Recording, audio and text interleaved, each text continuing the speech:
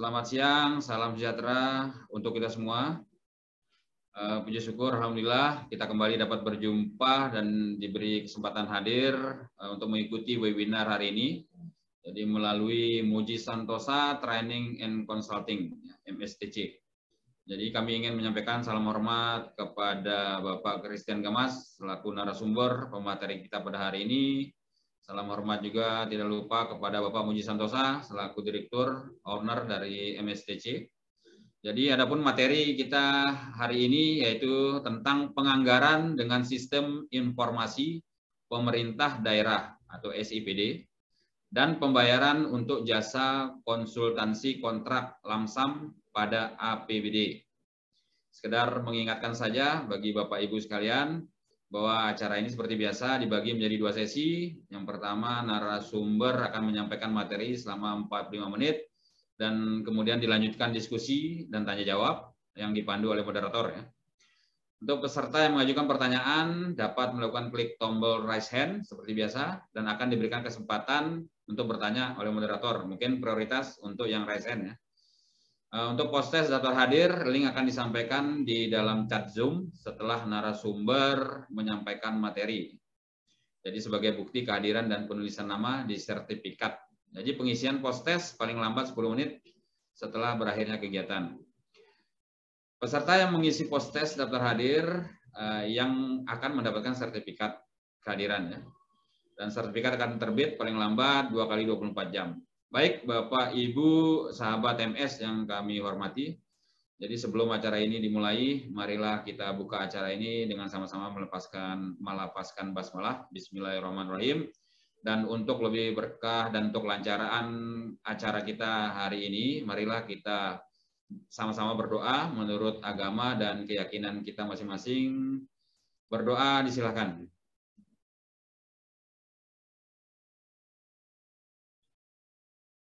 Selesai. Nah, selanjutnya untuk lebih efektif mungkin langsung kita masuk ke materi. Langsung saja kita ke materi hari ini kepada Bapak Christian Gamas. Mic dan layar disilakan, Pak. Baik, terima kasih Pak Beni Iksan. Assalamualaikum warahmatullahi wabarakatuh. Om Swastiastu, Namo Buddhaya, Shalom, salam damai, salam kebajikan, dan salam sejahtera untuk kita semua. Selamat siang.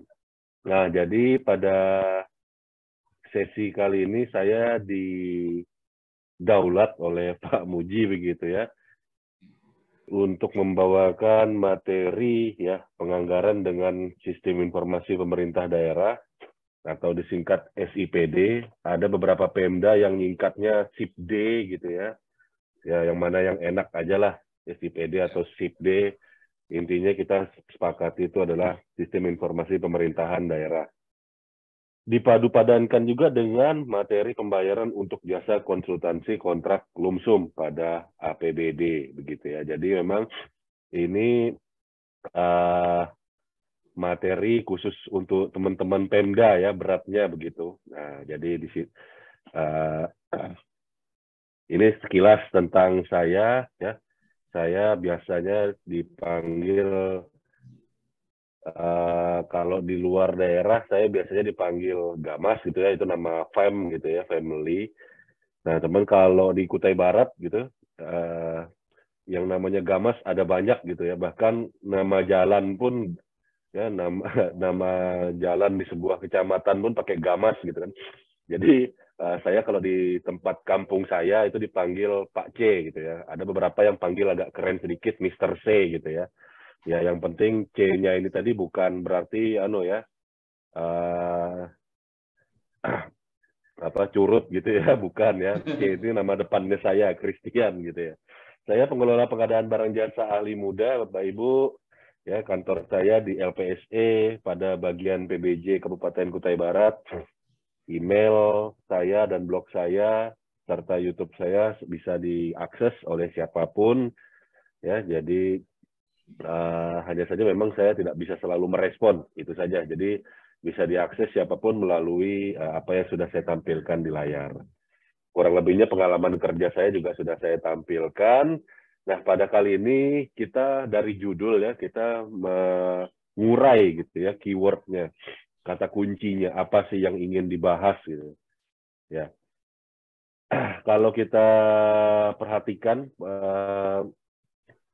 Perpres pengadaan barang jasa pemerintah itu kan sangat APBN sentris. Nah, sehingga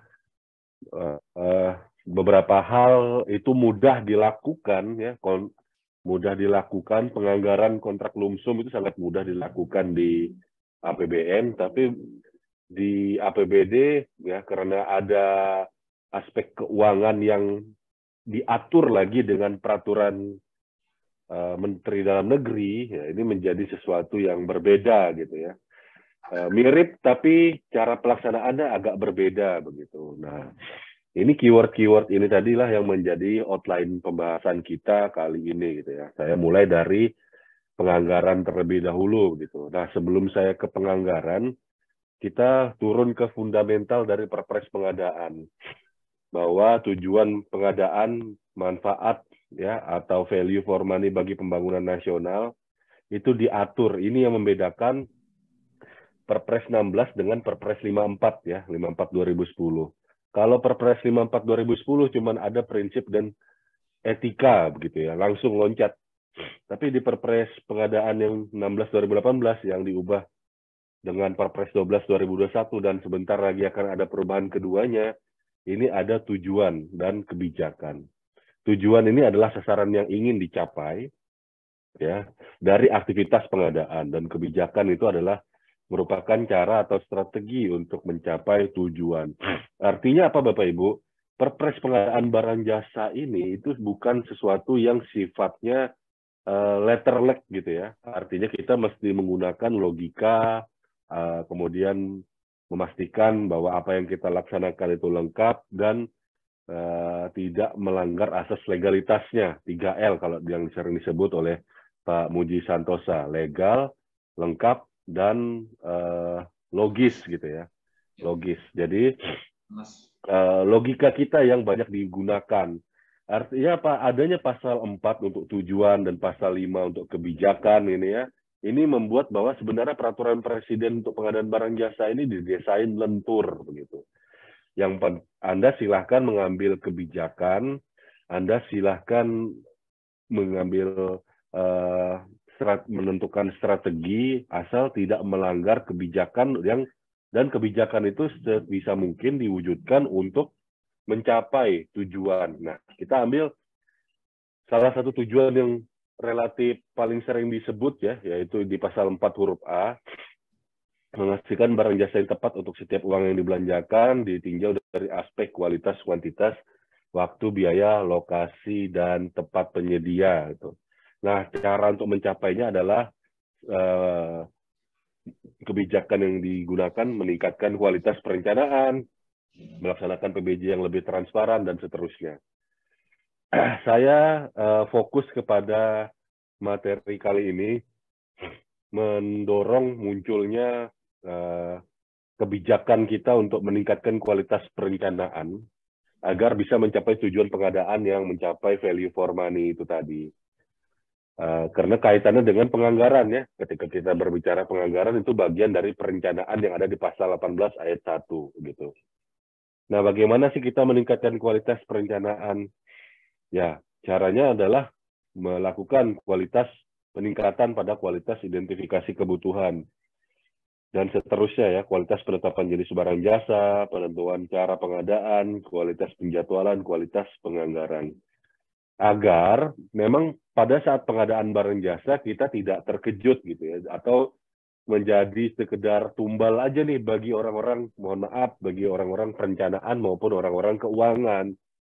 Nah, sehingga dalam proses perencanaan penganggaran maupun perencanaan pengadaan yang berjalan simultan, nah kualitasnya ini harus saling connecting gitu ya.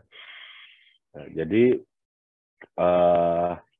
dalam halnya saling connecting ini bukan cuma sekedar SIPD terkoneksi dengan RUP dan mudah diumumkan begitu saja, bukan gitu ya, tapi ruang lingkup perencanaan pengadaannya berjalan semua, mulai dari mengidentifikasi kebutuhan hingga anggarannya itu tadi gitu.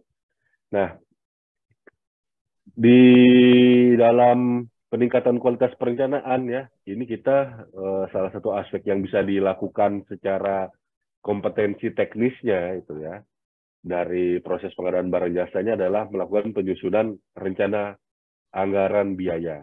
Nah, ini sebenarnya penyusunan rencana anggaran biaya ini menjadi sesuatu yang perlu menjadi sebuah concern gitu ya, karena apa? Harus connect dengan perencanaan anggaran pengadaan, dan memang betul-betul bisa diimplementasikan nanti pada saat persiapan pengadaan.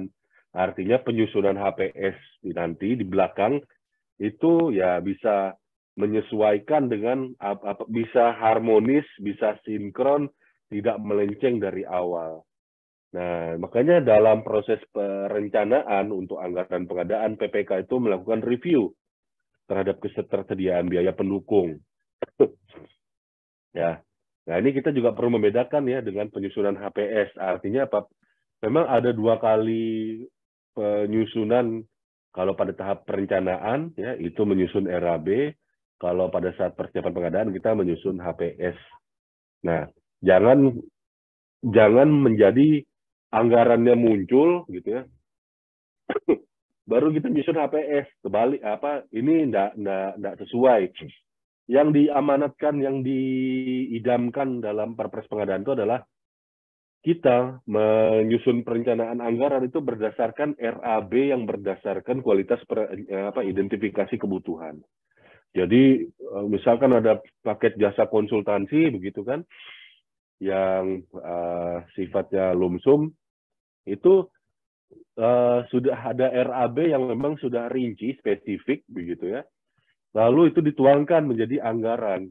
Nah, ketika anggaran itu diasistensi oleh TAPD, nah jadi barulah nanti di-updating untuk harga terbarunya pada saat tahun berjalan gitu ya, tahun DPA sudah rilis. Baru itu melakukan updating dan penyusunan HPS rencanakan. Jadi jangan sungsang gitu ya. Harus benar sejak lahir, itu adalah idealnya gitu ya. Nah, penyusunan RAB ini tadi ya dilakukan bersamaan dengan penyusunan RKA karena tujuannya adalah memastikan adanya ketersediaan anggaran. Nah, ketika kita berbicara tahapan penyusunan RAB ini tadi, kita berbeda dengan penyusunan HPS ya, kita mengumpulkan data informasi, mengidentifikasi komponen pekerjaan, ya, lalu penentuan biaya dan atau harga satuan, penyusunan rincian RAB dan RAB. Nanti RAB inilah yang baru digunakan untuk penyusunan HPS, begitu ya. Nah, jadi RAB-nya harus benar dulu pada saat penyusunan anggaran. Itu kurang lebihnya untuk perencanaan. Konsepnya itu memang masih umum sekali. Kita coba turun ke jasa konsultansi sekarang. Nah, jasa konsultansi ada definisinya ya, teman-teman. Insan pengadaan, jasa layanan profesional yang membutuhkan keahlian tertentu di berbagai bidang keilmuan yang mengutamakan adanya olah pikir. Dalam kaitannya di Perpres 12 2021 itu dibagi menjadi 2 bagian ya, jasa konsultansi, jasa konsultan konstruksi dan jasa konsultan non konstruksi. Nah, pembagian ini tadi ya pada prinsipnya KAK jasa konsultansi itu di spesifikasi teknisnya adalah kerangka acuan kerja. Ini menjadi framework atau kerangka pikir atau rambu-rambu yang digunakan untuk pelaksana nanti dalam melaksanakan pekerjaannya. Jadi kerangka acuan kerja ini itu menjadi bagian dari dokumen persiapan pengadaan. Ya. Nah, ini kurang lebih isian dari KAK ya. Nah, sekarang kita masuk ke kontrak lumsum gitu ya. Jasa konsultansi ini tadi ya, itu merupakan jenis pengadaan. Nah, sedangkan ketika kita berbicara mau melaksanakan jenis pengadaan jasa konsultansi, itu bisa dilakukan dengan penyedia atau pelaksana swakelola. Nah, siapapun nanti yang kita tentukan caranya gitu ya, apakah pakai penyedia atau pelaksana swakelola, ujung-ujungnya adalah kita akan berkontrak. Ya, pejabat penandatangan kontrak itu adalah PA, KPA, PPK, itu melakukan perikatan dengan perjanjian tertulis yang disebut dengan kontrak. Ya, ini nanti selanjutnya disebut kontrak pengadaan barang jasa dengan penyedia atau pelaksana swakelola. Nah, kalau kita memperhatikan di sini ya, ke fokusnya tentu lebih berat kepada kalau jasa konsultansi lebih berat kepada penyedia ya. Kita harus mengenal anatominya kontrak untuk jasa konsultansi. Ada jenis kontrak, ada bentuk kontrak. Nah, kalau bentuk kontrak, saya ke kanan dulu. Bentuk kontrak di jasa konsultansi itu adalah surat perintah kerja untuk paling banyak 100 juta, surat perjanjian paling sedikit atau di atas 100 juta rupiah.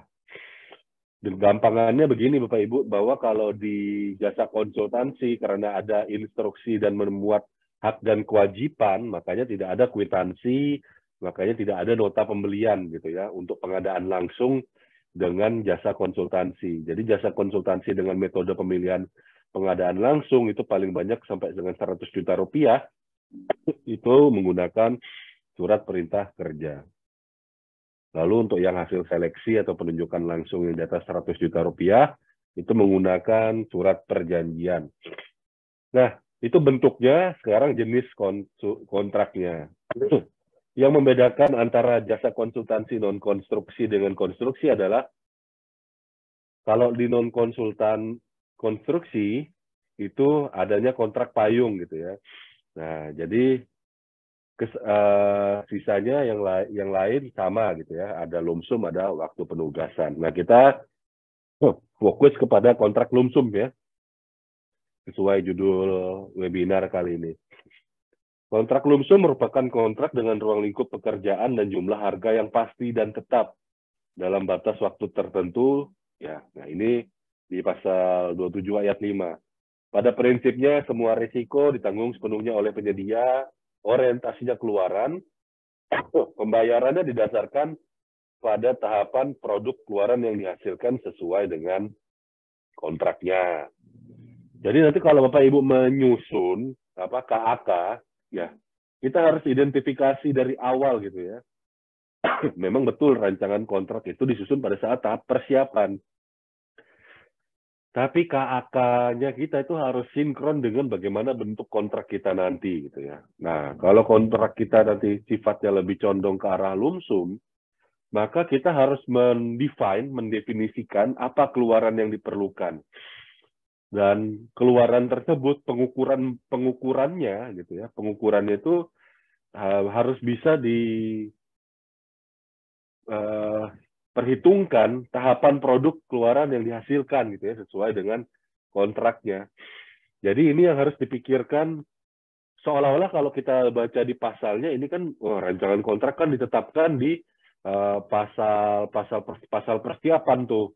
Nah, berarti pada saat perencanaan saya tidak perlu mikirin. No, bukan seperti itu keliru. Jadi identifikasi kebutuhan itu sudah mulai waktu kita menyusun KAK pada saat perencanaan. Itu kita sudah memperhitungkan bahwa ini kemungkinan ini pasti akan lebih cocok menggunakan kontrak lumsum. Nah, saat ini ya kita masuk ke poin berikutnya lagi.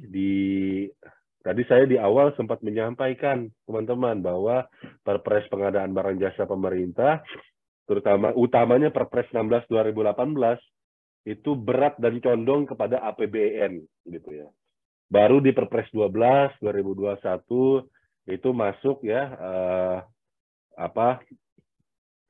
aspek-aspek APBD begitu ya, dengan disebutkannya juga ketentuan tentang PPTK gitu ya, pejabat pelaksana teknis kegiatan. Kemudian PPTK itu tadi sebagai sebuah role, sebagai sebuah peran itu dimungkinkan dirangkap menjadi melaksanakan tugas dari pelaku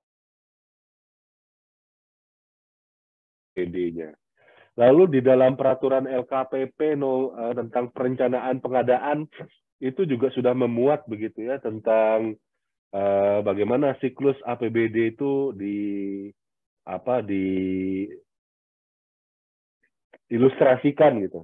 Jadi kalau kita perhatikan di bagian lampiran peraturan LKPP tentang perencanaan, bagan ini sudah mulai muncul. Nah, tujuan bagan ini muncul adalah ketika kita mau memperhatikan pada saat di pasal 18 gitu ya, kan disebutkan penyusunan perencanaan pengadaan itu dilaksanakan untuk di APBD bersamaan dengan penyusunan RKA, SKPD dan PPAS gitu ya, penetapan KUA PPAS. Nah, itu berarti sudah kalau mau digambarkan dalam konteks PP 12 tahun 2019 dan akan diturunkan dalam Permendagri 77 gitu ya, 77 ya, itu tentang pengelolaan APBD. Ya, ini sudah bisa dilakukan penyusunan RKA SKPD itu pada bulan Juli dan hingga September gitu ya. Nah, jadi ini siklusnya gitu ya. Oke,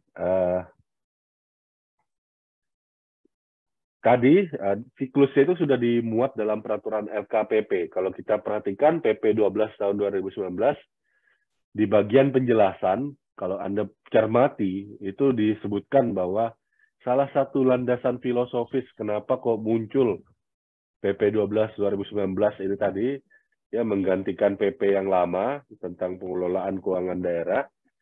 Ini juga berusaha untuk menggeser perencanaan dan penganggaran berfokus pada kinerja yang terukur.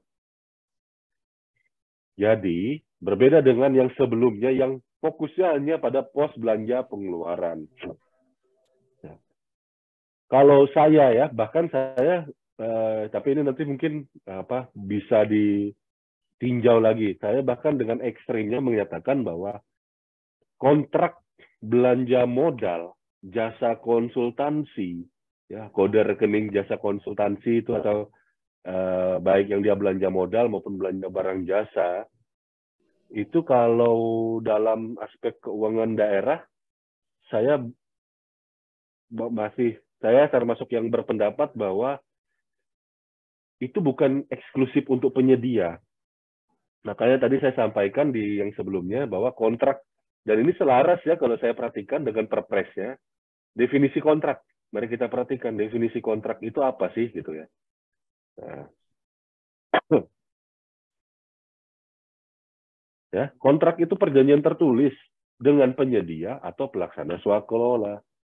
Jadi, kalaupun dalam belanja modal, belanja barang jasa, ya, dengan penyelenggara pelaksana swakelola gitu ya. Apalagi kalau kita perhatikan sekarang model dokumen swakelola itu betul-betul tidak kalah complicated-nya dengan yang penyedia, gitu kan. Saya menganggap bahwa, biarpun itu swakelola, jasa konsultansi, itu masih bisa dianggap dicairkan dengan belanja barang jasa, rekening yang belanja barang jasa maupun rekening belanja modal. Ya, karena ada kontraknya gitu. Nah, jadi dengan menggeser pada kinerja terukur, bukan hanya terkunci pada pos belanja pengeluaran, sebenarnya penganggaran di APBD itu sudah semakin simpel harusnya ya Bapak Ibu ya. Tapi nanti akan ada banyak diskusi gitu ya. Kenapa kok tidak praktek. Kita perhatikan lagi yang baru-baru ini lagi hot gitu ya, itu adalah Permendagri nomor 84 tahun 2022 ya. Di angka 66 huruf D di bagian lampirannya ya. Ini pedoman penyusunan APBD tahun 2023 ya. Kemarin itu Bang Suhendra sudah mengkritisi juga nih pedoman ini gitu ya. Ada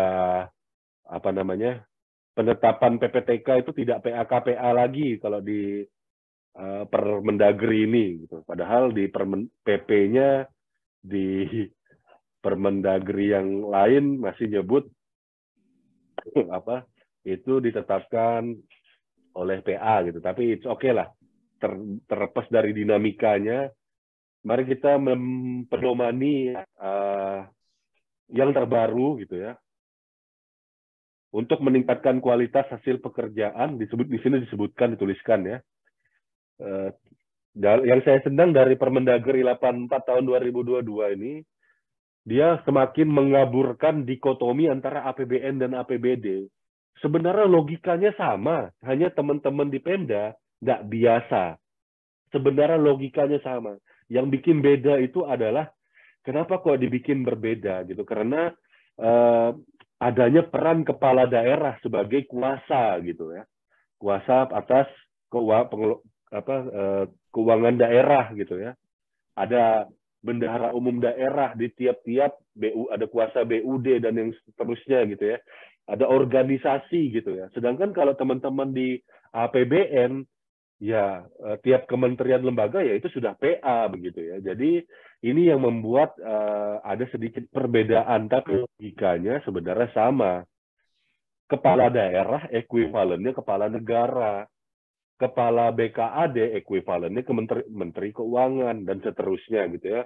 Kepala dinas badan, kepala perangkat daerah ekuivalennya adalah kementerian, pimpinan para menteri dan kepala lembaga non kementerian ekuivalennya. Jadi sebenarnya harusnya sama. Makanya ketentuan-ketentuan terkait dengan pengadaan barang jasa itu banyak dimasukkan di dalam Permendagri 84 tahun 2022 dan beberapa hal yang perlu diperjelas itu ditekankan. Nah, jadi yang di bagian angka 66 huruf D lampiran ya, ini disebutkan untuk meningkatkan kualitas hasil pekerjaan jasa konsultansi perangkat daerah pada saat penyusunan RAB pekerjaan jasa konsultansi, khususnya pada komponen biaya langsung, personel remunerasi tenaga ahli didasarkan pada harga pasar setempat. Saya highlight bagian pada saat penyusunan RAB. Ini kita menunjukkan bahwa adanya kesamaan persepsi antara perpres pengadaan, bagian perencanaan pengadaan, ya di pasal 18 itu kita berbicara penyusunan RAB ya, dilakukan bersamaan dengan pada saat penyusunan RKA. Nah ini kan connect jadi ya. Jadi RAB itu sudah harus ada. Jadi artinya apa? Penyusunan pada penganggaran itu tidak boleh gelondongan, harus detail, disebutkan komponen biaya langsungnya gitu ya. Cuman nanti ini aturan ini juga jangan langsung dipakai sampai di ujung gitu ya. Kalau kaitannya dengan perbendaharaannya itu nanti kita akan juga bahas ya. Oke. Artinya apa? Komponen ini adalah bagian yang ada di dalam detail RAB. Jadi yang bagian yang tidak berkode rekening. Nah, sehingga pos belanja itu nanti akan mengakumulasi dari detail RAB, akumulasi itu menjadi bagian dari pos belanjanya. Dapat tuh pos belanjanya. Nah, jadi ya pada prinsipnya rincian dikelompokkan berdasarkan output gitu. Jadi kalau kita menginput dalam SIPD paketnya itu ya sudah harus bisa berbicara judul paket, kemudian header untuk rinci. Kita sudah pakai menggunakan bahasa yang sifatnya keluaran. Nah, dalam membuat header dari rincian input gitu kan, itu kita bisa menggunakan dua pendekatan, ada bobot keluaran, ada bobot tahapan. Nah, di sini ya ini contoh yang metode ya bobot pembobotan keluaran gitu ya. Kita nyusun RAB sesuai dengan harga pasar setempat, artinya kita menggunakan indeks setempat gitu ya. Ya ini basic sekali lah ya, kita susun ini RAB-nya ya, dapat harganya sekian. Dalam KAK kita men-breakdown berdasarkan bobotnya gitu ya. Bobot laporan pendahuluan, laporan antara, laporan akhir. Nah, jadi nanti nanti seperti ini dia bentuknya. Yang berkode dalam SIPD, dalam subkegiatan, itu adalah belanja jasa konsultansi berorientasi judul paketnya ini. Nanti header-headernya ini ya kita bisa buat rinciannya dengan yang seperti ini. Nah ini kita buat jadi jasa konsultansi laporan pendahuluan, laporan antara, laporan akhir. Ini dikondisikan seperti ini ketika Anda bisa ini memang bukan bentuk yang paling ideal pembobotan ini. Karena mohon maaf sebelumnya kepada teman-teman di keuangan, biasanya teman-teman di keuangan itu tidak update. Jadi nanti ketika masuk ke perbendaharaan, ya kalau kita pakai yang rinciannya itu tadi orang gitu ya, itu nanti jadinya sulit dicairkan gitu ya. Sehingga pakai metode pembobotan ini kalau kita memang bisa mengukur kira-kira nih BKAD Badan Keuangan saya ini update aturan atau enggak, atau jangan-jangan cuman operator saja gitu. Maksudnya operator ini gini, ya saya verifikasi dengan apa yang tertulis di layar gitu. Kalau di kontraknya kalau di DPA-nya seperti ini, bunyi kontraknya harus seperti ini. Nah ini kalau kira-kira BKAD-nya Anda tempatnya seperti itu, maka rincian RAB-nya bentuknya seperti ini. Ya, rincian RAB dalam penginputan DPA, RKA, SIPD-nya. Ya.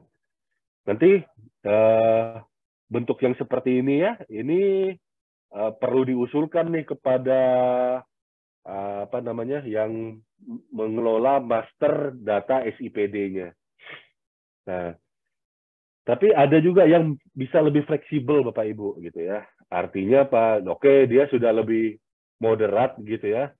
Sudah lebih paham bahwa aplikasi ini fungsi menyesuaikan bentuk menyesuaikan fungsi gitu ya. Jadi bentuknya itu tadi ya sudah enggak masalah nih kita menggunakan yang remunerasi berdasarkan apa yang sudah standar yang memang rinci gitu ya. Dan ini yang paling ideal seperti ini. Jadi apa tiap tahapan ya kontraknya lumsum nih. Kita buat tahapan header dari paket gitu ya. Jadi header dari rincian paketnya adalah laporan pendahuluan, laporan antara, laporan akhir.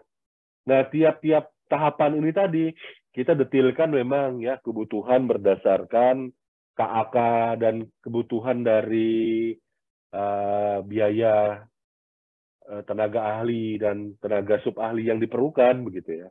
Nah, ini dimasukkan. Jadi dia kelihatan di sini ya pada laporan pendahuluan 83 juta sekian terdiri dari rincian segini-segini dan seterusnya. Nah, ini ya tadi saya sampaikan bahwa kapan kita menggunakan yang bobot keluaran bila unsur pengelola keuangan menuntut kesamaan keluaran dengan kontrak. Ya. Tapi kalau yang pendekatan tahapan tadi, kalau unsur pengelola keuangan tidak menuntut detail keluaran kontrak, artinya dia cuma melihat yang bagian yang ini ya. Dan memang sebenarnya yang diajarkan, Bapak Ibu, sama orang-orang pusat, orang-orang Kemendagri itu adalah yang ada kode rekeningnya. That's it gitu loh, nggak perlu lihat rinciannya. Saya sudah bolak-balik tanya gitu ya. Dan itu tidak yang dilihat itu bukan yang rincian di dalam gitu, tapi kadang itu masih jadi polemik gitu ya. Makanya perlu perlu banyak-banyak diskusi ya. Ya. Jadi kemudian gini Bapak Ibu, ketika kita menyebutkan lumsum basisnya adalah keluaran. Ya, jadi tidak diusahakan rincian penggunaan dan detail harganya itu ya tadi tenaga ahli, sub ahli itu kapan digunakan itu jangan sampai terlihat gitu ya. Bukan karena kita tidak mau transparan, bukan, tapi karena memang sifat kerjaannya adalah lumsum. Nah, ini SIPD ya. Ya, untuk yang sebelum yang terakhir SIPD di sini SIPD itu kalau aturannya memang ada informasi pembangunan daerah, informasi keuangan daerah dan informasi pemerintahan daerah lainnya. Ya. Kalau kita berbicara keuangan daerah, kita lihat yang biru ini ya, perencanaan anggaran dan pelaksanaan peratausahaan keuangan daerah. Ya, kalau kita berbicara untuk perencanaan pengadaannya. Kalau yang bawahnya ini tadi untuk keuangannya ya, ini sudah ranahnya teman-teman keuangan. Kita tidak perlu, orang pengadaan tidak perlu ibarat kata tuh sampai merasuk ke dalam situ. Tapi tetap aja nanti di akhir kegiatan ini, di pemaparan ini saya tetap akan menjelaskan gitu ya. Nah, kalau yang tadi yang saya perhatikan yang saya sampaikan, master data tadi tergantung dari inputan Bapak Ibu ya.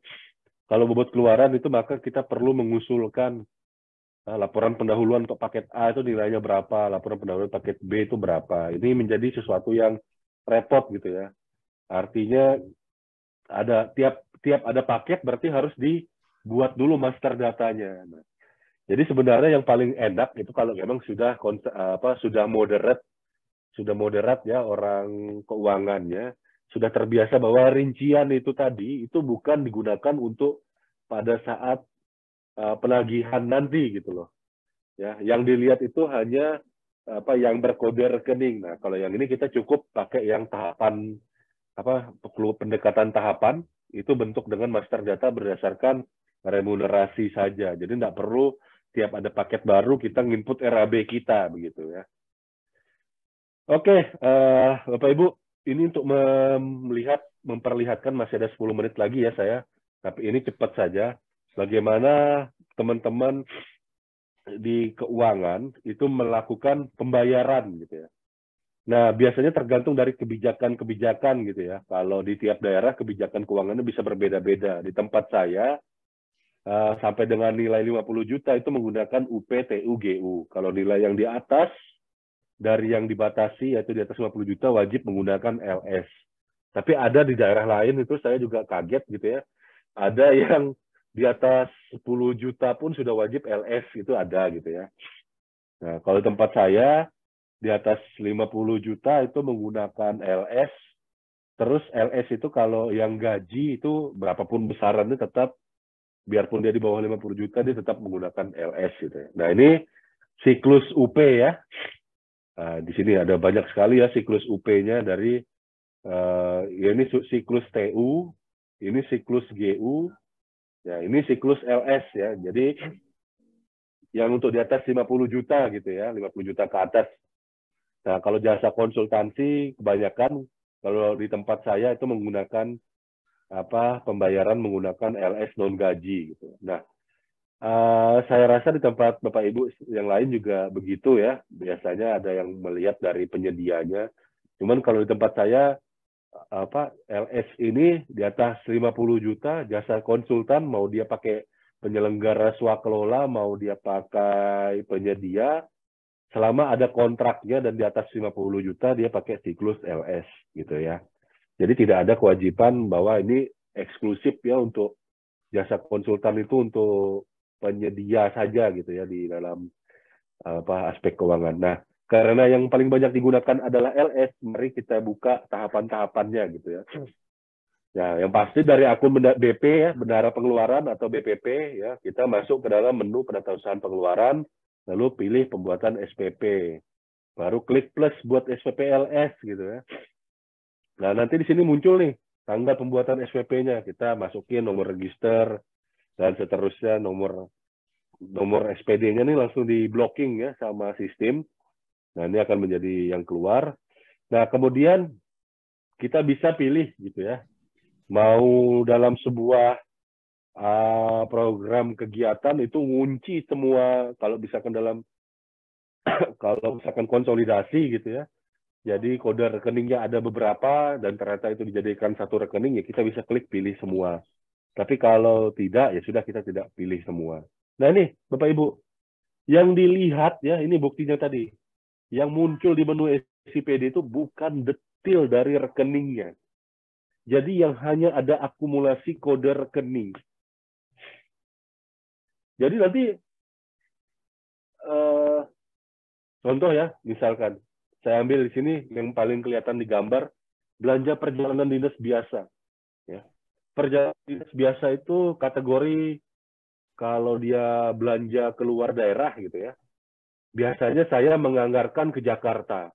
Tapi seandainya saya berangkat pakai ke Surabaya pun itu masih bisa dicairkan gitu loh. Masih bisa dibayar dengan LS ini gitu ya. Jadi nggak ada masalah gitu loh sebenarnya. Cuman kitanya aja yang nggak biasa gitu kan.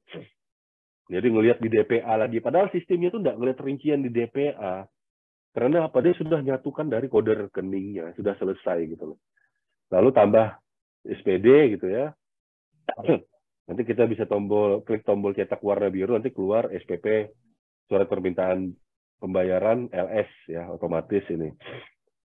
Lalu dari akun PASKPD ya, untuk proses penetausan pengeluaran membuat SPTJM, SPP gitu ya. Ya ini pilih fitur buat SPTJM PA, kemudian klik simpan. Dan kalau kita perhatikan di sini ya Bapak Ibu, tidak ada pejabat pembuat komitmen ya. Jadi perannya itu tadi di keuangan itu malah betul-betul tidak ada gitu. Di sini hanya ada PA ya. Oke, di sini verifikasi SPP ya. Jadi yang hanya ada PA, di sini ada surat pembuatan surat pertanggungjawaban mutlak itu dari PA gitu ya. Tidak ada PPK. Pejabat pembuat komitmen maksudnya, tidak ada pejabat pembuat komitmen. Karena apa? PA berdasarkan Permendagri 77 ya, ketika melakukan perikatan maka dia bertindak sebagai pejabat pembuat komitmen otomatis. Lalu pilih menu penetausan pengeluaran, verifikasi ini SPP. Kita klik verifikasi yang belum terverifikasi SPP-nya, lalu pilih verifikasi sekarang.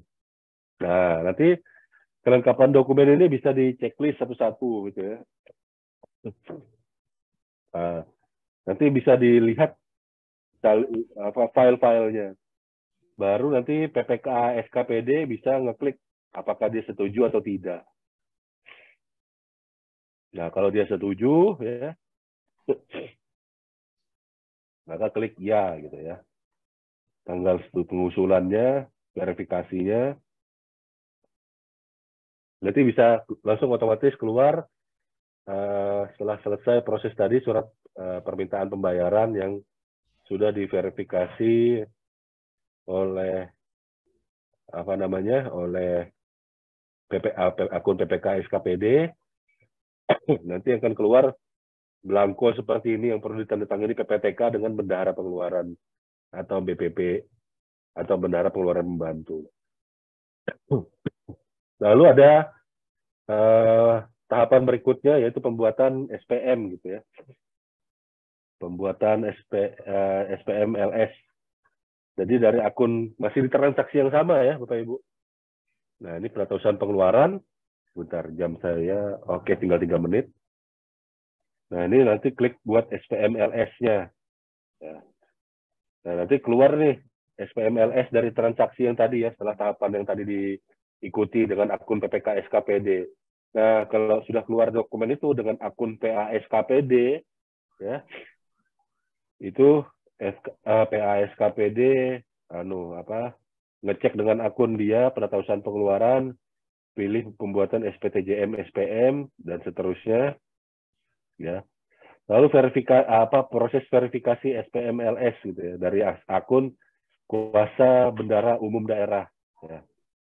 Nah, dari akun kuasa bendahara umum daerah ini tadi ya, ini tergantung tiap-tiap daerah ya siapa kuasa bendahara umum daerahnya gitu ya.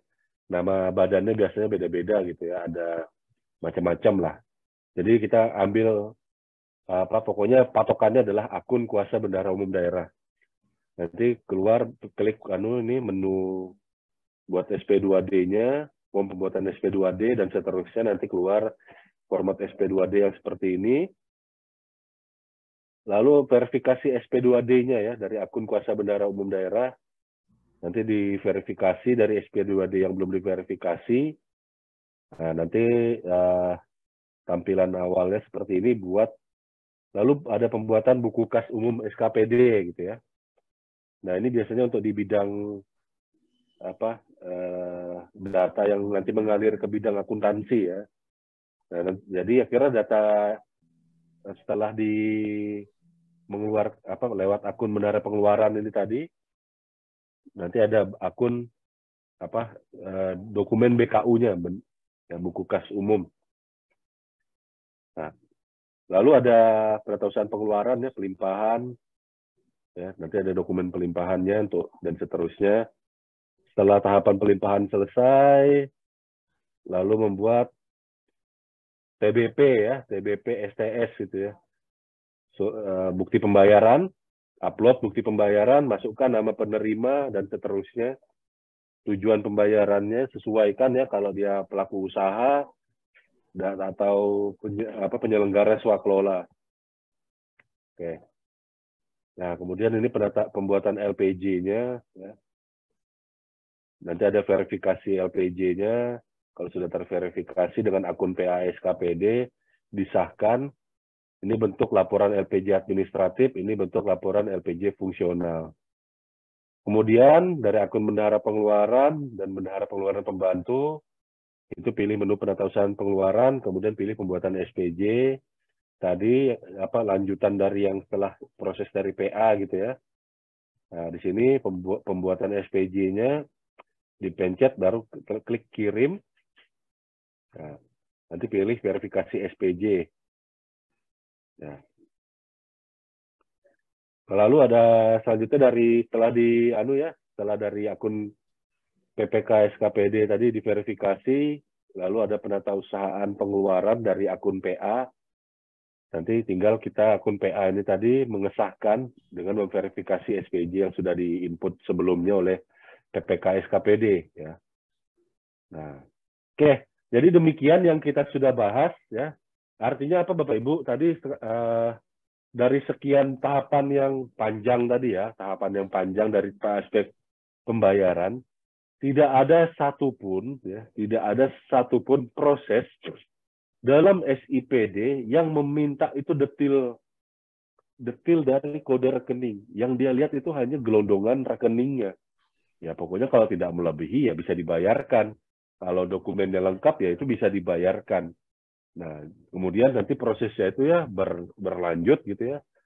Cuma memang PA di situ yang terlibat adalah PA, KPA, kemudian PPTK, lalu BPP, BP, PPK SKPD ya, bukan pejabat pembuat komitmen ya, pejabat penatasan keuangan, lalu kuasa BUD dan seterusnya. Dan dalam tahapan menu yang ada tadi, ini kan sudah di-share juga ya sama Pak Aditya kan, itu tidak ada satupun yang meminta detail dari rekening. Hanya dia lihat dari gelondongan. Sehingga kalau kita mau menyesuaikan lumsum gitu ya, dengan yang keluaran, sebenarnya cukup itu hal yang sifatnya kontraktual gitu loh.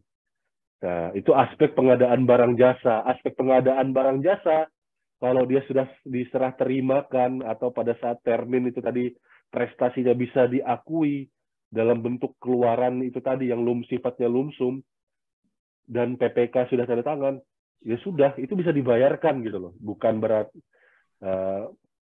ranah keuangan cuma ngelihat dokumennya lengkap, rekeningnya sesuai, ya sudah itu dibayar. Tidak melihat bahwa oh ini mana nih, kok ini di sini kok outputnya buku tapi kok di anggarannya bulanan personil. Nah, mana nih personilnya absennya? Harusnya tidak ada seperti itu ya.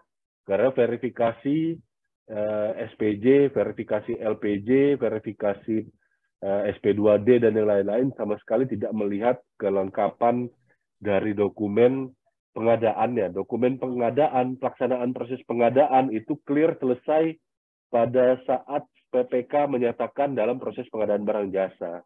Nah, jadi harusnya orang keuangan tidak masuk ke ranah pengadaan yang dia juga mungkin belum tentu paham. Dan sebaliknya kita juga ya, ketika dalam proses pengadaan ya, ya tidak mengintervensi proses keuangannya gitu ya, walaupun ya yang saya tampilkan ini ya sekedar Anda tahu saja bahwa untuk menunjukkan gitu ya bahwa oh ya proses keuangan yang panjang ini tadi ya ini sama sekali tidak memperhatikan detail anggaran. Detail anggaran itu hanya dibutuhkan pada saat penganggaran gitu. Pada saat di DPA ya itu bukan menjadi sebuah kemutlakan gitu ya. Demikian yang bisa saya sampaikan. Saya kembalikan kepada moderator. Baik, terima kasih Pak Christian Gamas, Pak K ya kita panggil. Baik Bapak Ibu sekalian, demikian tadi materi yang telah disampaikan oleh Pak Christian Gamas. Dan memang menurut kami ini materi ini yang disampaikan oleh beliau ini cukup paripurna ya, dari awal penganggaran sampai dengan endingnya tadi sangat lengkap. Dan yang memang dalam menyusun penganggarannya sendiri sebelum menyusun RAB ini tentu berdasarkan identifikasi kebutuhan dulu. Dan RAB ini harus dipastikan benar dulu pada tahap perencanaan, sehingga baru bisa dituangkan ke dalam SIPD ya, penganggaran. Baik Bapak Ibu sekalian, untuk selanjutnya kita masuk ke sesi diskusi ya. Jadi bagi Bapak Ibu yang ingin bertanya atau sharing, menyampaikan ada hal-hal yang ingin disampaikan, silakan melakukan klik tombol raise hand ya, ataupun melalui chat Zoom. Silakan Bapak Ibu.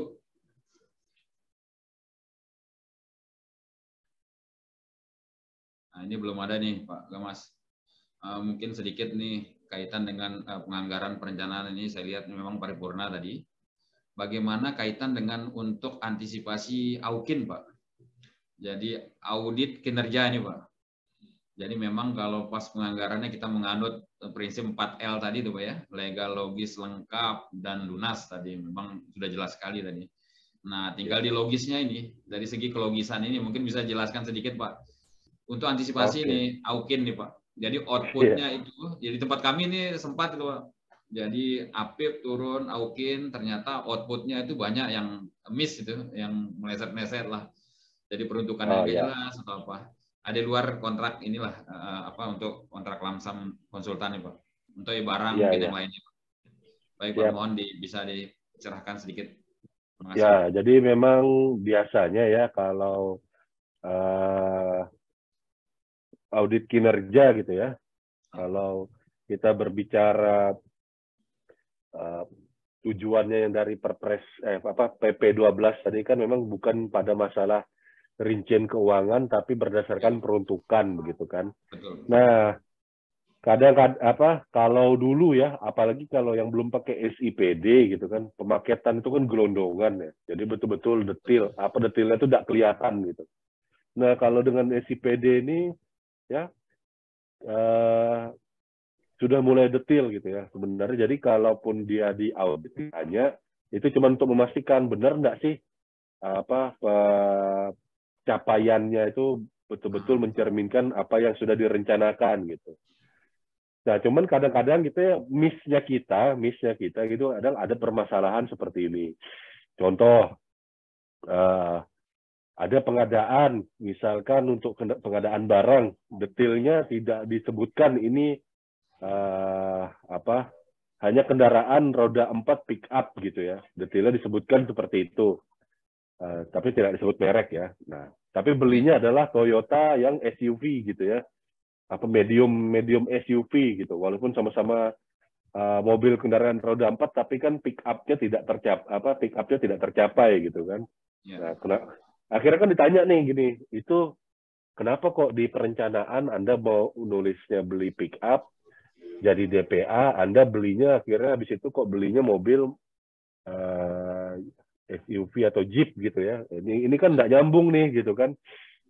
Nah, jadi biasanya kinerja yang ditanyakan itu hal-hal yang seperti ini gitu, Pak Beni. Jadi merencanakan kinerjanya beli pick up untuk ngangkut mobilisasi misalkan alat-alat pertamanan misalkan atau alat-alat pupuk dan yang lain-lain, tapi kok belinya mobil SUV gitu ya, mobil yang lain gitu ya.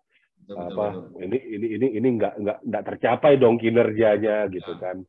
Nah, jadi ini menjadi hal yang sekarang sasaran di audit. Nah, demikian juga dengan jasa konsultansi gitu kan. Ya bisa jadi kan kalau kita dalam kondisi menganggarkan kita menggunakan tenaga ahli yang dibuat namanya pagu ya, kita masih buatnya mungkin tinggi gitu ya, mungkin ambilnya madya gitu kan. Kalau yang punya pakai SKA, atau kalau yang non SKA kita ngambilnya pengalamannya 5 tahun gitu ya. Nah, ternyata pada saat kita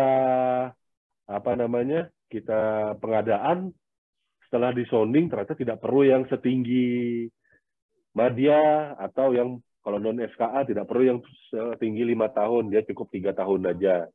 Nah, ini nanti kan menjadi benchmarking gitu ya antara perencanaan. Dengan perencanaan ini Anda turun spek gitu ya, tapi turun spek ini tadi ada hasilnya gitu kan. Nah, hasilnya itu nanti akan di audit gitu ya, dengan kinerja yang mungkin turun, atau kebalikannya mungkin kinerjanya mungkin malah anggarannya malah dia malah pakai media yang lebih tinggi, atau mungkin yang pengalaman yang non SKA yang 10 tahun bisa dapat. Nah, itu nanti bisa dilihat apakah terjadi inefisiensi di situ. Biasanya audit kinerja mencari hal tersebut. Mungkin itu, Pak Beni. Ya, siap. Baik, terima kasih, Jaga Mas. Nah, ini kebetulan di kolom chat nih ada yang bertanya nih Pak. Jadi dari Pak Willy nih. Jadi izin bertanya. Atau bisa langsung menyampaikan langsung Pak Willy juga bisa nih. Atau saya bacakan aja Pak ya. Jadi izin bertanya untuk pengajuan LS. Bagaimana jika per tanggal 30 September KPA sebagai PPK pensiun? Untuk pengajuan di bulan Oktober bagaimana? Kira-kira. Ini mohon solusinya nih Pak. Oke, baik. Begini. Pergantian. Iya. Jadi kalau KPA ya biasanya kalau saya bercermin merefleksikan dari daerah saya sendiri, biasanya kan kalau pensiun langsung ada penggantinya, itu mudah gitu ya. Langsung ada penggantinya itu mudah. Jadi cuman saya pernah ketemu yang kayak gini nih ya kasusnya, dengan polosnya adminnya itu mendelete KPA-nya, baru mau create KPA baru gitu. Nah itu hati-hati itu. Nah jadi yang perlu dilakukan di sini ya, yang perlu dilakukan di sini, ketika sudah ada KPA baru, KPA lama pensiun, KPA baru menduduki jabatan, menerima memori serah terima dari KPA yang lama, akunnya ya, akun KPA yang lama itu di-rename, diganti identitasnya dengan email baru, KPA yang baru. Nah, jangan dihapus.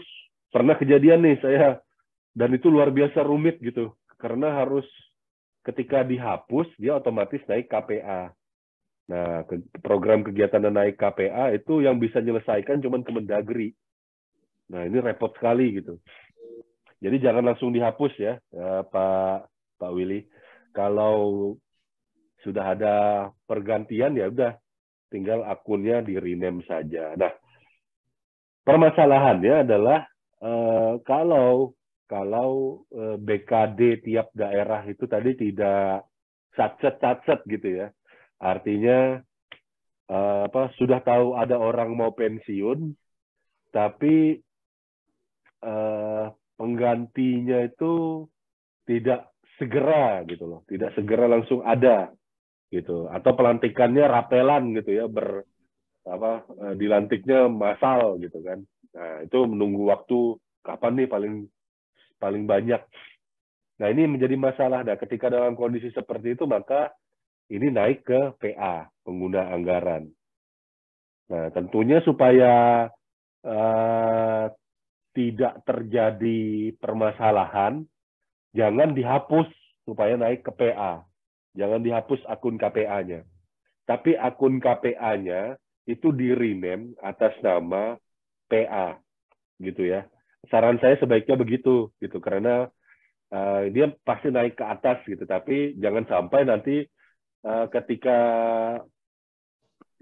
karena gini, ketika dipindahkan program kegiatan KPA itu ke PA, naik ke atas, nanti ketika sudah dilantik KPA yang baru, itu repot, mesti bongkar lagi, dan kata Kemendagri, ini mesti KPA yang baru ini nanti itu mesti dibuka lagi tahapannya kayak di APBD perubahan, gitu. Tahapannya kayak di pengesahan APBD.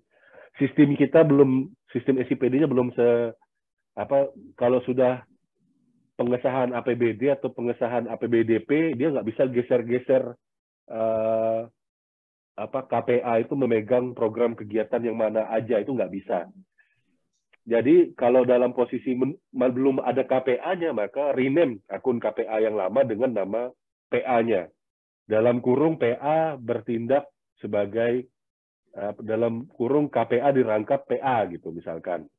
Ya misalkan PA-nya Pak Beni, saya KPA-nya Christian, saya pensiun. Nah, itu akunnya saya Christian ini di rename jadi Beni dalam kurung apa KPA apa PA melaksanakan KPA gitu, melaksanakan kegiatan program KPA dalam kurung gitu. Nanti ketika sudah dilantik gitu ya, yang baru nanti tinggal ditransisi, di rename lagi gitu ya, setelah ada apa serah terima memori jabatan. Artinya jangan main hapus-hapus. Nah, artinya apa Bapak Ibu? Yang ada tadi pertanyaan dari Pak Willy tadi, kalau untuk pengajuan-pengajuan, ya itu tetap masih bisa digunakan akunnya. Ya kalau dia tadi pakai ya berarti PA gitu kan, PA-nya merangkap jadi PA-nya yang handle tugas KPA. Kalau ada yang KPA baru ya berarti sudah di rename saja. Itu begitu Pak Beni. Baik, terima kasih Mas. Mungkin itu Pak Willy ya.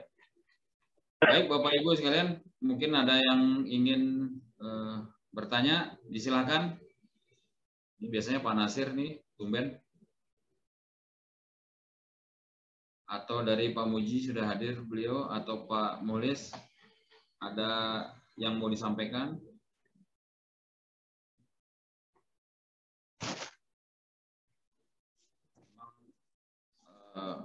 Untuk penganggaran ini memang proses awal nih Pak ya.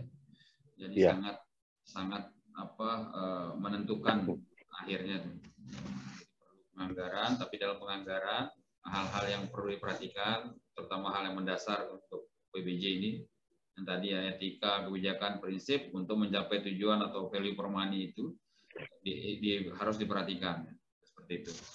Baik Bapak Ibu, disilakan untuk yang ingin bertanya.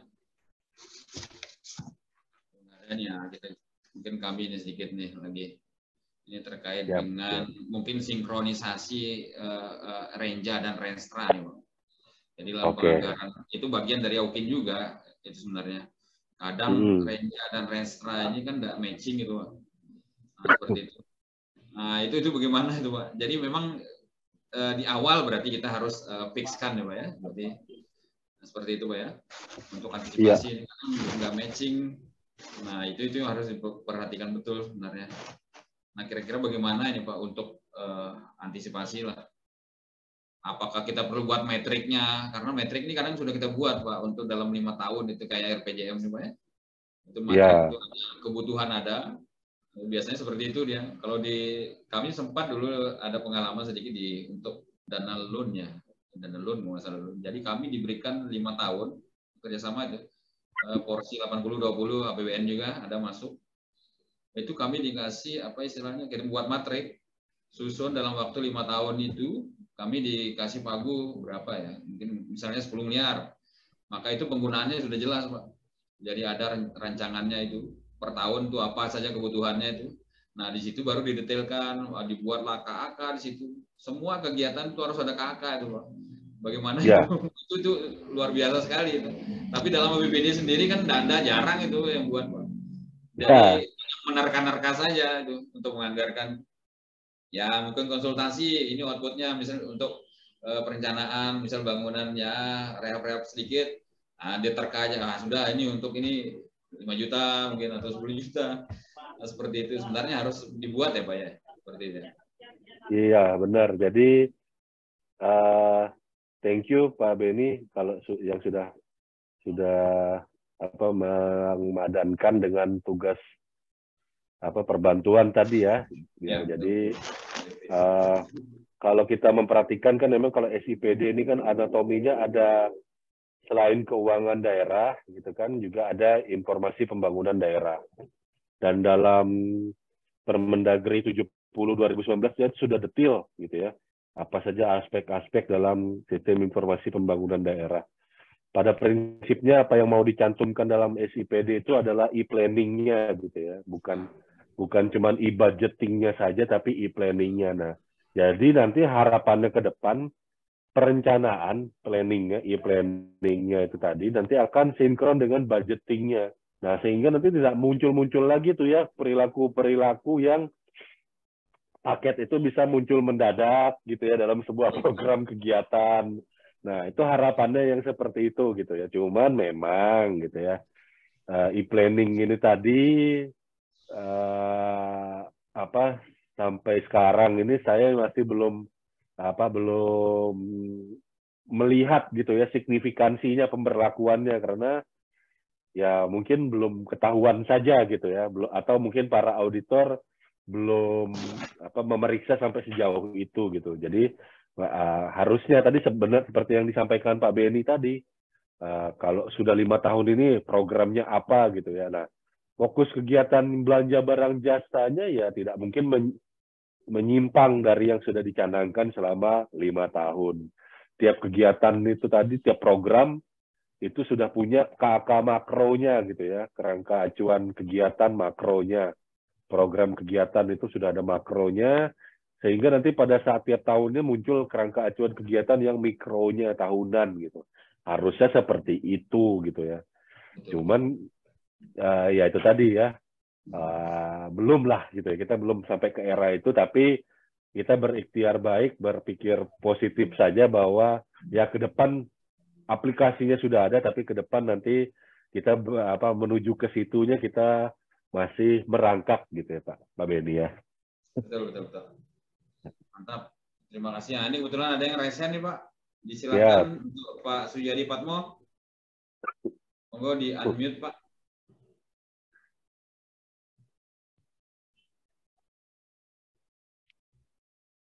Oke, Assalamualaikum warahmatullahi wabarakatuh. Selamat sore Waalaikumsalam. Pak Beni. Terima kasih sudah diberikan waktu untuk menyampaikan. Jadi untuk sore hari ini kelihatannya saya pantau dari tadi kalau nggak ada yang menghangatkan suasana, di sini saya juga akan ikut menghangatkan suasana, ikut supaya meramaikan khasanah pengadaan barang jasa di MS Training and Consulting. Ada beberapa yang ingin saya tanyakan Pak terkait dengan memang di dalam PP 12 tahun 2019 terkait dengan pengelolaan keuangan daerah, di situ bahwa memang perencanaan dan anggaran memang di situ adalah berfokus pada kinerja. Dan ingin saya tanyakan bahwa pada saat proses perencanaan anggaran di sini, apakah di Provinsi Pak Gamas itu terkait dengan mengverifikasi itu melibatkan UKBPJ Pak? Tentu di situ adalah fungsional pengadaan. Karena apa? Ketika pada proses perencanaan di sini memang sangat berpengaruh terhadap proses nanti pada proses output dari sebuah kegiatan. Ini ada case di daerah kami bahwa ada sebuah kegiatan yang mana outputnya adalah kajian. Namun di sini ketika pada saat mencari kegiatan di SIPD, si admin tersebut sulit untuk untuk mencari terkait yang pas terkait dengan dokumen kajian itu kira-kira ketika outputnya dokumen kajian di situ kira-kira kegiatannya apa, di situ kesulitan sehingga dimasukkanlah di situ adalah EO Pak, event organizer, sehingga ketika sudah masuk di situ maka nanti ketika mau dilaksanakan tentu akan kesulitan pada penyelarasan terkait dengan output awal yang direncanakan di sini. Maka apakah di proses perencanaan di Provinsi Bapak Gamas itu juga melibatkan UKBW selaku verifikator terkait dengan proses perencanaan sehingga akan yang direncanakan apa, kebutuhannya apa, sehingga sesuai Pak nanti yang direncanakan. Ketika tidak sesuai kan dari PBJ yang memang paham terkait dengan pengadaan bisa mengingatkan pada pihak PA atau admin terkait dengan proses perencanaan tersebut Pak. Terima kasih. Oke, terima kasih. Baik, kalau untuk dibuat jadi IO itu nggak pas, ya itu jasa. Saya ke yang itu dulu ya, yang gampang ya. Jasa lainnya ya, Pak. IO kan jasa lainnya, Pak Suyadi. Jadi kalau untuk yang kajian-kajian gitu, kita coba biasanya kajian-kajian itu kita buat jadi kayak belanja jasa konsultansi berorientasi layanan, anakannya pilih yang jasa khusus gitu ya. Nah, jadi lebih ke arah yang itu biasanya kami, makanya saya juga pilih contohnya ya, yang non konstruksi gitu kan, karena kalau konstruksi kan gampang ya, sudah banyak contohnya. Nah, ini contohnya saya kemarin pakai yang RP 3KP gitu. Ya, ini masuk kategorinya orientasi layanan jasa khusus. Nah, ideal itu yang Pak sudah disampaikan tadi itu sebenarnya hal yang harusnya bisa dicegah ya ketika UKPBJ dilibatkan gitu ya dalam proses penganggaran, biar bagaimanapun UKPBJ adalah Center of Excellence gitu ya dalam proses pengadaan barang jasa pemerintah. Ya, kalau memang SDM-nya mencukupi gitu ya, ya sebenarnya bisa saja kita melibatkan pejabat fungsional dengan catatan ini reviewnya itu terekam dengan baik begitu. Artinya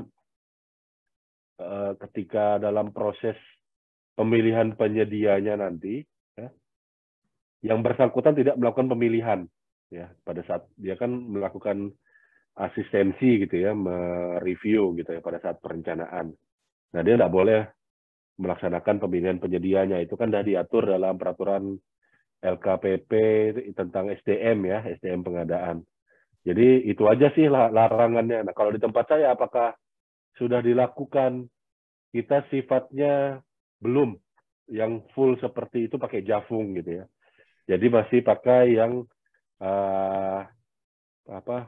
advis dari kepala bagian saja sebagai bagian dari TAPD dan hanya untuk paket-paket strategis.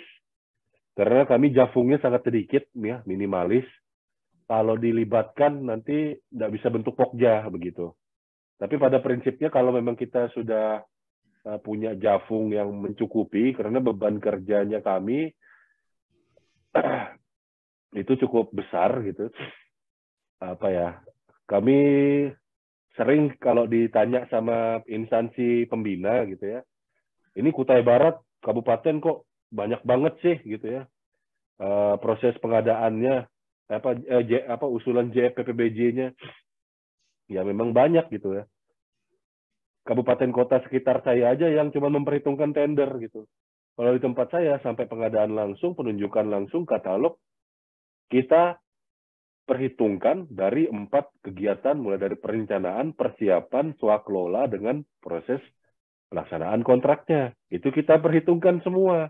Karena kan kita maunya ya sekaligus gitu. Akhirnya kami itu punya kebutuhan Jafungnya itu 31 orang gitu ya. 31 orang untuk tingkat kabupaten, Madianya saja ada 3 gitu. Jadi kalau ketemu sama teman-teman Sekaltim, biasanya kok tempatnya banyak betul. Baru-baru ini saya ke Kaltara gitu kan, kok banyak banget kabupaten sampai segitu. Loh, di tempatmu pasti saya bilang gitu kan, kita lagi ngobrol warung kopi, dan di tempatnya situ pasti cuma perhitungkan tender aja kan. Nah, itu yang bikin sakit, itu saya bilang. Nah, jadi kenapa ketika jumlah Jafungnya sedikit gitu ya, tempat saya saja baru terpenuhi belum sampai 10% gitu. Kita sudah kewalahan nih. Nah, jadi beban kerjanya UKPBJ-nya harus sudah sesuai dulu dengan yang dikejar gitu ya. Jadi usahakan memang sudah mengukur beban kerjanya itu bukan hanya paket tender, tapi sampai paket pengadaan langsung dan e-purchasing. Terus 4 klaster pekerjaan itu memang sudah diperhitungkan semua, dapat angka Jafungnya. Nah, ketika kita angka Jafungnya itu sudah ya mencukupi gitu ya, artinya gini, jangan sampai nanti karena kita melibatkan Jafung untuk proses verifikasi gitu ya, validasi perencanaan pengadaan, semuanya terlibat, akhirnya siapa yang nender gitu kan, karena dia terlibat di perencanaan tidak boleh nender. Itu sih pesannya saya gitu. Nah, kalau di tempat saya memang masih strukturalnya aja, karena kami Jafungnya dikit sekali. Mungkin itu Pak. Baik. Nah, bagaimana Pak Suyadi? Masih ada yang ingin disampaikan? Memang kalau menurut saya sih Pak Yadi sebaiknya memang perlu itu untuk masuk pendampingan verifikasi karena untuk penganggaran itu sendiri sehingga memang sudah ditentukan memang di awal saat penganggaran itu metode apa yang akan dipakai sampai jenis kontrak yang akan digunakan sangat pas sekali itu. Harus ada pendampingan di samping untuk angka kredit juga teman-teman yang JF ya. Ya. Jabung. Ya, silakan mungkin ada disampaikan lagi Pak Yadi. Oke. Cukup Pak Beni, Pak Christian, terima kasih. Ya, sama-sama. Baik, terima kasih Pak Yadi. Nah, Pak Christian Kemas. Mungkin ada Bapak Ibu, ini ada 15 menit lagi nih, masih agak lama lumayan nih. Atau kita undang Pak Muji. Ada Pak Muji ya? Mungkin ada yang ingin disampaikan. Atau Pak Mulis? Bagaimana Pak Mulis?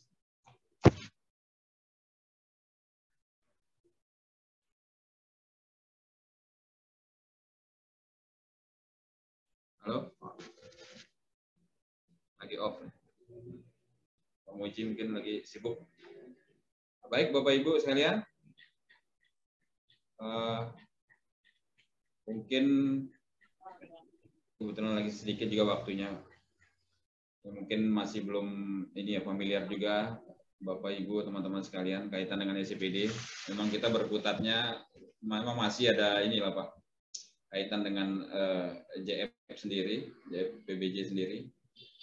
Belum familiar.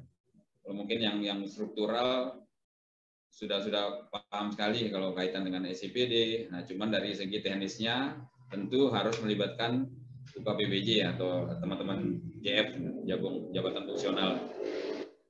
Baik Bapak Ibu sekalian, mungkin ini karena waktunya juga Pak. Ini saya ingin sampaikan juga bahwa hari ini skema workshop ya. Jadi jangan sampai terlupakan untuk daftar hadirnya bagi Bapak Ibu sekalian. Mungkin langsung closing statement aja Pak Christian Gamas. Oke, baik. Terima kasih. Baik, untuk closing statement mungkin ya saya cuma mengucapkan terima kasih kepada Pak Muji Santosa ya, kemudian atas kepercayaannya kepada saya untuk membawakan materi pada hari ini. Yang pasti memang ketika kita memperhatikan asal muasal kenapa kok saya ditugaskan ini adalah kendalanya teman-teman itu pembayaran itu merujuk kepada detail rincian gitu ya. Padahal sebenarnya detail rincian itu tidak menjadi patokan, tapi yang dijadikan patokan adalah bukan lagi pos-pos ketepatan pos rekeningnya, tapi memang keluaran dari apa yang mau dihasilkan, kinerja yang ingin dihasilkan dan seterusnya.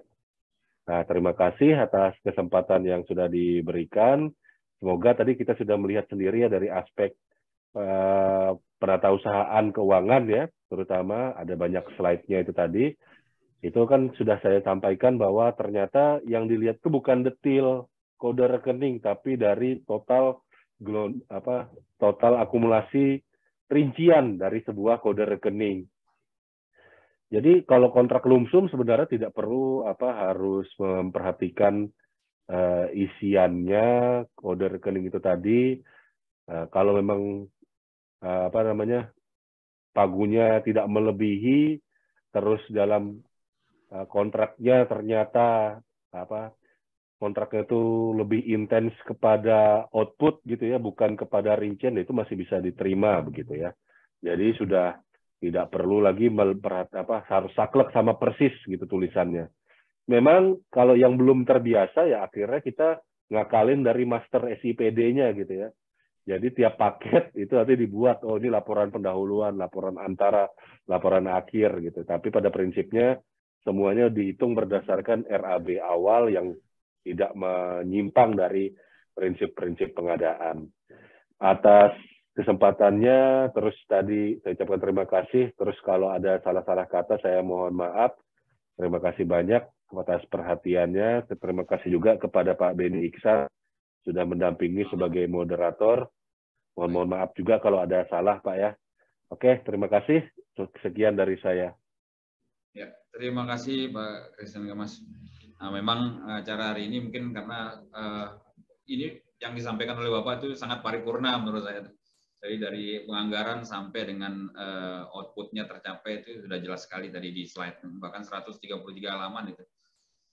Baik Bapak Ibu sekalian, mungkin yang ingin kami sampaikan juga, yang jelas segala tindakan dalam proses PBJ ini, pengadaan barang dan jasa ini, mungkin kita tidak pernah lepas dari seharusnya kita jalankan 4 hal itu. Yang pertama tadi legal, logis, lengkap secara dokumentasi, dan lunas ya. Jadi 4L itu memang perlu kita kedepankan dan kita jadikan acuan. Baik Bapak Ibu sekalian, mungkin kita sudah sampai di penghujung acara. Jadi kami selaku moderator, apabila selama kami memandu acara ini ada hal-hal yang kurang berkenan ya, kata-kata yang kurang berkenan dari lubuk hati yang kami paling dalam, kami mohon maaf yang setulus-tulusnya.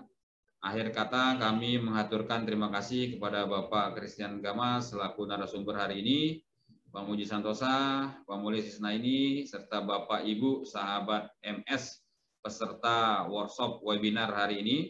Semoga kegiatan ini dapat bermanfaat. Amin, amin ya rabbal alamin. Marilah acara ini kita tutup sama-sama dengan mengucapkan alhamdulillahirabbil alamin. Akhirul kalam, wabillahi taufiq wal hidayah. Wassalamualaikum warahmatullahi wabarakatuh. Salam pengadaan. Selanjutnya kami serahkan kepada Pak Mulis, mungkin ke admin. Silakan Pak. Terima kasih Pak Gamas.